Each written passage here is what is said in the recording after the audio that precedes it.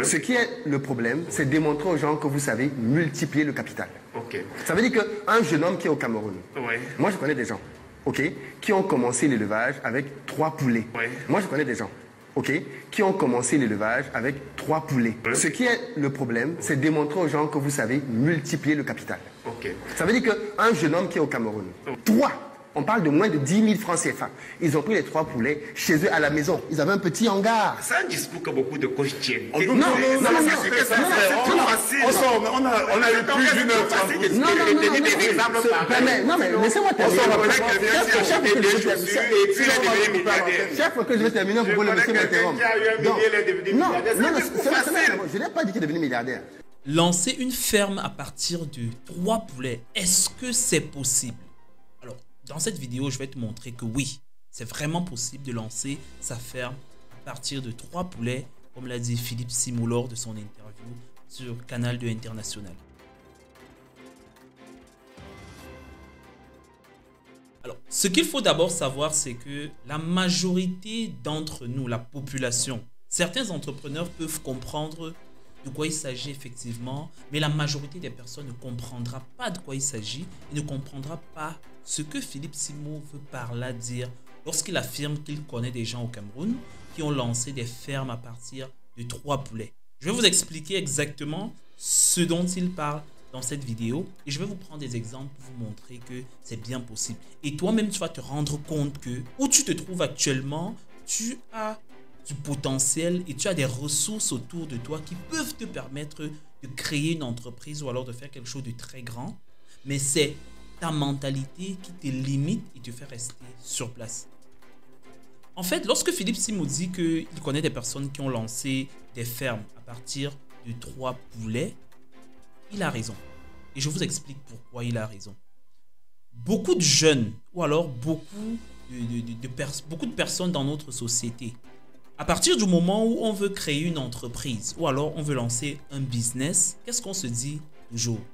On va faire un business plan, on va étudier la faisabilité, on va analyser le besoin en termes d'investissement, quelles sont les ressources humaines dont on aura en fonction des compétences nécessaires, etc., etc. Voilà comment on commence généralement à lancer nos propres projets. Et il y a même des personnes qui ont déjà finalisé leur business plan, le business plan de leur projet. Et qu'est-ce que ces personnes font? Ils se lancent à la recherche du financement parce que d'après le business plan, il est précisé que le projet nécessite, je vais dire n'importe quoi, 100 000, 200 000, 1 million, 10 millions, 100 millions, 200 millions pour voir le jour. Et c'est ça l'inconvénient de démarrer la réflexion ou alors de commencer certains projets à partir des business plans. Malheureusement, c'est ce que l'école, l'éducation occidentale que nous avons obtenue nous a enseigné. C'est aussi l'une des raisons pour lesquelles vous allez vous rendre compte que dans notre société, les personnes qui ne sont pas trop allées à l'école réussissent dans l'entrepreneuriat par rapport aux autres qu'on appelle des longs crayons qui ont eu des masters, doctorats, bac plus 17, etc., etc. Alors, lorsque Philippe Simo dit qu'il connaît des gens qui ont commencé l'entrepreneuriat ou alors qui ont lancé des fermes à partir de 3 poulets, il a raison. Pourquoi? Je vous explique la démarche. Mais avant, je vais vous raconter l'histoire de quelqu'un qui a été victime de ce genre de propos déjà. Alors, un jeune qui veut lancer, qui a fait la faculté d'agronomie et qui veut créer, se lancer dans l'agriculture. Il veut cultiver sur 1 hectare qu'on lui a offert au village. Chez eux, on lui a offert ça gratuitement. Il veut se lancer dans l'agriculture.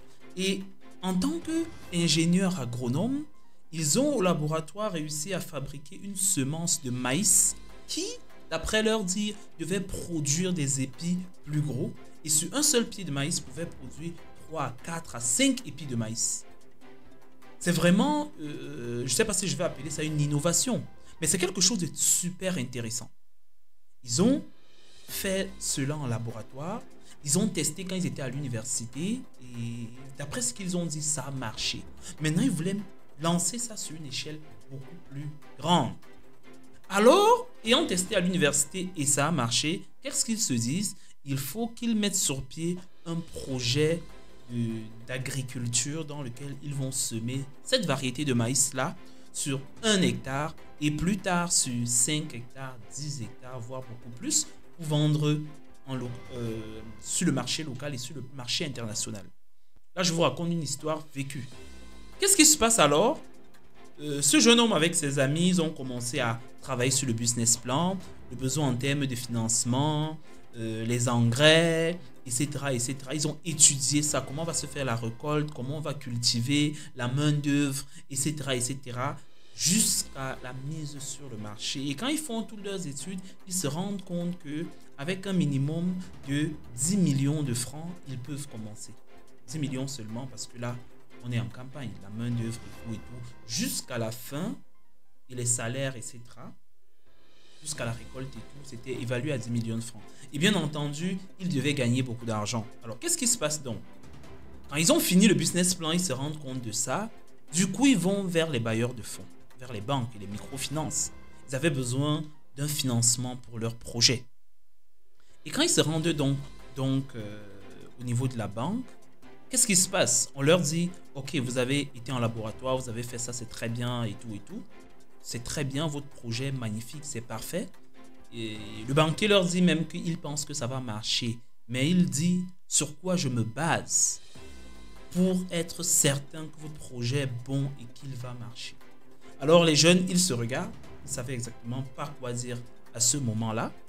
Et c'est là que le banquier leur a dit, est-ce que vous avez même dans le jardin de votre maman derrière la maison, est-ce que vous avez même planté sur 5 mètres carrés quelques pieds qu'on pourra venir tester pour vous donner la possibilité de démarrer votre projet sur une petite échelle, dans un jardin familial même, avant de voir comment ramener le projet à un niveau un peu plus grand.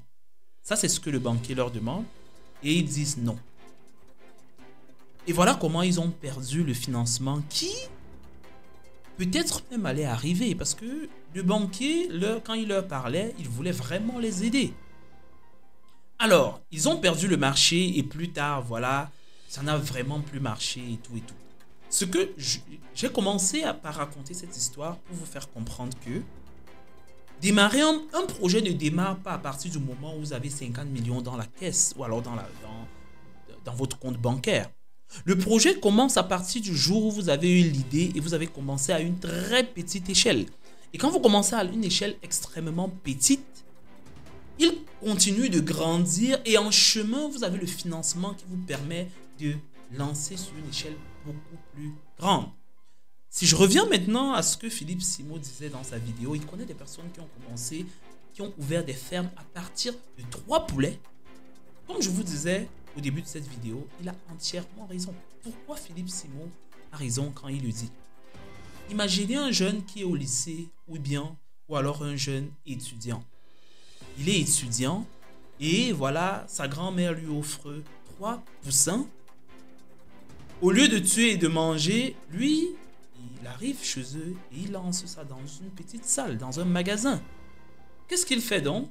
Il va se dire que je vais élever ces poulets, ils vont grandir progressivement. De temps en temps, il ouvre la cage, il se balade dans la cour de la maison, ils vont dans le champ, le petit jardin, là, picorer, les vers de terre, etc., etc. Et lui, dans sa tête, il se dit, un jour, il faut que j'ai un poulailler. Avec ces 3 poulets, un matin, parmi eux, il y a un coq et 2 poules. Et l'une féconde de l'autre, le coq féconde des poules, elles pondent des œufs. Et après, il se retrouve à une portée de 10 poussins de part et d'autre. Il y a des poules qui vont même jusqu'à 20 œufs. Ceux qui ont déjà eu à faire l'élevage, même à l'échelle familiale, le savent. Les 2 poules font 10 œufs, ça fait 20 poussins qui vont éclore, supposons même qu'il y aura des morts. Ça veut dire qu'à la fin, il a 15 poussins. Quand les poussins ont 2 mois, les mêmes poules ont encore pondu et elles continuent encore. Ce que Philippe Simo veut en fait qu'on comprenne, c'est que si tu veux ouvrir un poulailler, il faut d'abord expérimenter tes capacités d'entrepreneur ou alors de fermier sur une échelle plus grande. Très petite, autant pour moi. Même si c'est une échelle familiale, fais l'effort d'expérimenter ton projet sur un plan microscopique. Et c'est quand tu vas expérimenter cela que progressivement tu vas évoluer et avoir une entreprise très grande à la fin. L'autre chose également qu'il ne dit pas, parce que les internautes sont champions pour le juger sur les mots. C'est-à-dire que quand il place le moindre mot, On ne comprend pas le contexte, on ne voit pas tout ce qui peut accompagner, mais il est jugé uniquement à travers les mots qu'il a donnés et on commence à raconter n'importe quoi. Alors, ce que je veux dire par là, c'est que quand on est encore jeune, on a beaucoup d'avantages sur le plan de l'entrepreneuriat. Et beaucoup de personnes ne veulent pas saisir ces avantages-là. Je connais des jeunes, à partir du moment où il a un petit emploi qui lui permet d'avoir 50 000 francs CFA mensuels, il quitte la maison familiale, il s'en va payer un loyer de 25 000 francs quelque part et il commence à revenir manger à la maison tous les week-ends, etc., etc. En fait, ce que ça veut dire, c'est que le jeune n'a pas la capacité de vivre seul, mais il se laisse embrouillé par le petit salaire de 50 000 francs CFA qu'il a déjà pour quitter la maison. En fait, qu'est-ce qu'il fait? Il prend des charges supérieures à sa capacité parce qu'il n'a que 50 000 francs de salaire et il s'en va. Étant en location, il ne peut rien faire. Il est obligé de venir manger à la maison. Le jour qu'il a 100 000 francs, il commence à vivre avec une petite amie à la maison, et etc. Voilà en fait l'esprit dans lequel la majorité de jeunes se retrouvent et malheureusement, ils ne peuvent pas s'en sortir si les jeunes continuent à faire cela. Un autre jeune, par contre, il est encore au lycée ou à l'université, il vient de commencer. On lui offre 3 poulets, il les élève près de la cuisine de sa mère, les déchets de cuisine, il leur envoie ça là-bas. Dans sa tête, c'est que la poule doit pondre, il faut qu'en fin d'année, j'ai au moins 30 poussins. À la maison, on leur donne des restes de cuisine, etc., etc. Pour ceux qui mangent le couscous, le reste, les déchets, on leur donne. C'est comme ça qu'ils se nourrissent et ils vont dans les champs picorer les vers de terre et les herbes. Beaucoup de gens savent qu'en Afrique, on ne nourrit pas les poules, les poulets de domicile qui sont à la maison. Alors, quand la poule éclore, etc., et qu'il a il a beaucoup de poussins déjà, il continue son activité. Et ce jeune qui a commencé avec 3 poulets, quand il va à l'école, papa lui donne l'argent de beignet. Il vit gratuitement chez ses parents. Il est encore habillé. Il est nourri.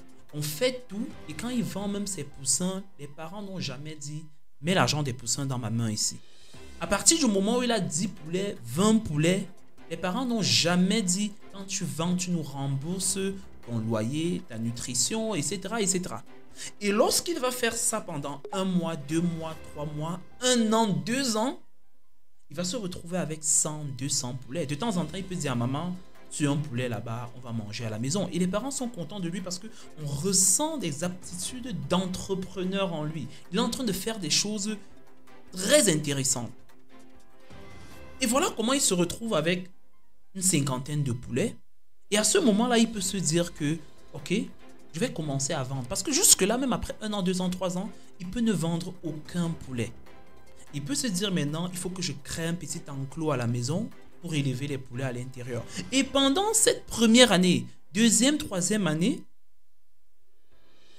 cette ferme qu'il a faite à une échelle familiale lui a permis de maîtriser l'activité de ferme. Il a découvert quelles sont les maladies des poulets. Il sait à quel moment la maladie arrive. Il sait comment faire le croisement interrace de poulets. Il sait comment conserver les œufs de poulet. Il connaît le marché des poulets. Il pourra aller écouler. Est-ce que le prix de vente est bon? Est-ce que la demande est suffisante pour 1000 poulets? Etc. etc. Et à ce moment-là, quand il va faire un business plan en béton, il va aller voir le banquier et il va dire que j'ai commencé avec 3 poulets. Aujourd'hui, j'ai 100 poulets. Allons voir à la maison. Ce n'est pas de la spéculation. Ce n'est pas de la spéculation. Il va dire, allons voir à la maison. Le banquier arrive à la maison, il voit 200 poulets. Il va lui donner le nécessaire d'avoir 500 poulets. Aussi simplement que ça, parce qu'il a vu la réalité. Ce n'est pas une affaire de business plan. Non, ça va bien au-delà du business plan. Et quand le banquier a vu la réalité, il va lui donner un financement qui correspond, même si c'est un petit financement de 1 million. Quand le jeune va continuer de faire ce qu'il sait déjà très bien faire, parti sur la base de 3 poulets, quand il sera à 1000 poulets, un jour il racontera son histoire et il dira que il a ouvert sa ferme à partir de 3 poulets et personne ne croira en ce qu'il sera en train de dire. Malheureusement, la population des personnes paresseuses sont toujours là à critiquer, à dire que c'est impossible sans avoir rien compris. Voilà en fait le sens dans lequel Philippe Simo, dans sa vidéo, dit qu'il connaît des personnes qui sont parties de 3 poulets pour lancer leur ferme. Et le cas des poulets peut être répété dans plusieurs autres domaines de la vie. Ce n'est pas seulement dans le plan de la ferme. Sur le plan de l'agriculture, vous pouvez faire la même chose. Si vous voulez semer, je ne sais pas, des avocatiers, des bananiers, etc., vous voulez cultiver sur 10 hectares, vous allez voir le banquier. Il va vous demander au village chez vous, vous avez le terrain gratuit. Est-ce que vous avez même déjà fait ça sur 500 mètres carrés? Si vous dites non, que ce soit le banquier ou les business angels ou je ne sais pas moi qui, personne ne vous donnera son argent. Personne. Donc pour ne pas être très long avec la vidéo, le conseil que je peux vous donner, c'est que si vous souhaitez lancer un très grand business demain, faites l'effort de commencer à une échelle très petite. Même si l'échelle est microscopique, faites quelque chose. Ça va vous permettre de tirer des leçons. Et ces learnings que vous allez avoir à une échelle microscopique vous permettront de rédiger un business plan vraiment solide. Et vous aurez même des arguments réels, palpables pour défendre votre business plan auprès des potentiels investisseurs pour avoir les finances dont vous avez besoin. Merci d'avoir regardé cette vidéo jusqu'à la fin. C'était Aurel Simo de Cryosis TV.